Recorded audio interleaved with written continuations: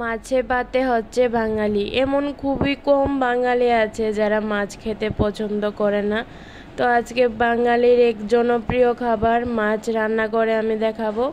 তো মাছের ঝোলটার জন্য মা আমাকে ডাঁটা বেছে দিয়েছে। প্রথমেই দেখেছো মা ডাঁটা বাচ্ছে। আর এখানে আমি মাছগুলি ভালো করে ভেজে নিচ্ছি। এই দেখো ডাঁটা আর আলু দিয়ে মাছ রান্না করব। মাছ না হলে বাঙালির চলে না। তো কড়ার মধ্যে মাছ ভাজার পর আবার তেল দিয়ে দিলাম। তো তেল দিয়ে এখন আমি পেঁয়াজ ফোড়ন দিয়ে দেব।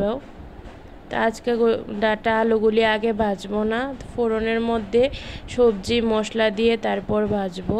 তো পেঁয়াজ কুচি হাফ ভাজা হয়ে যাওয়ার পর পেঁয়াজ বাটা দিয়ে দিলাম। পেঁয়াজ বাটা দিয়ে একসঙ্গে দেখো নাড়িয়ে নিচ্ছি। তো হালকা গোল্ডেন ব্রাউন কালার চলে আসছে, দিয়ে দেব মশলা। এই দেখো এখানে একসঙ্গে জিরে ধনে আর লঙ্কা বাটা আছে। তো লঙ্কাটা খুবই কম পরিমাণে দিয়েছি, কারণ আমাদের ঘরেও বাচ্চা আছে আর প্রচণ্ড গরম পড়েছে। গরমে কেউই ঝাল খেতে পছন্দ করে না। আর বিশ্বাস করো, তোমাদের যে রান্নাগুলি আমি দেখাই সেগুলি আমরা ঘরেও খাই, তার জন্য নর্মালভাবেই রান্না করি। তারপর দেখো দিয়ে দিলাম হলুদ। এবার দিয়ে দেব পরিমাণ মতো নুন। তো তোমরা চাইলে চিনি দিতে পারো, আমরা চিনি খাই না তার জন্য দিইনি মাছের ঝোলের মধ্যে। তারপরে দেখো সবজি দিয়ে ঢেকে দেব, জল দেব না একটুও, আস্তে আস্তে অল্প আছে। এই দেখো সিদ্ধ হয়ে গেছে।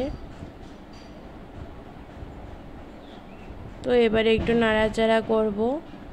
নাড়াচাড়া করে ওপর নিচে মশলা তো আগে দিয়ে দিয়েছিলাম, এখন ভালো করে নাড়াচাড়া করে মিশিয়ে নেব আর খানিকটা ভেজে নেব। এ দেখো তোমাদের দেখাচ্ছি, এ দেখো কি সুন্দর ডাঁটার আলু সিদ্ধ হয়ে গেছে। তো আমি তো মাছ খেতে খুবই ভালোবাসি। তো কে কে মাছ খেতে ভালোবাসো আমাকে কমেন্টে জানিও প্লিজ। আর ভালো করে প্রথম থেকে শেষ পর্যন্ত আমার ভিডিওটা দেখবে, আমার পাশে থাকো। এই দেখো আস্তে আস্তে কালার পাল্টে এসেছে। তো ভাজা ভালো করে হয়ে গেছে। এই পর্যায়ে আমি দিয়ে দেব ঝোলের জন্য জল। তো অল্প করে জল দেব, কারণ ঝোল আমরা সেই বেশি খাই না। তারপর মাছের পিস, মাছের মাথা সব কিছুই দিয়ে দেব। ঝোলের মধ্যে পরিমাণ মতো মাছ না হলে খেতে ভালো লাগে না। তো মাছের লেজও দিয়ে দিলাম।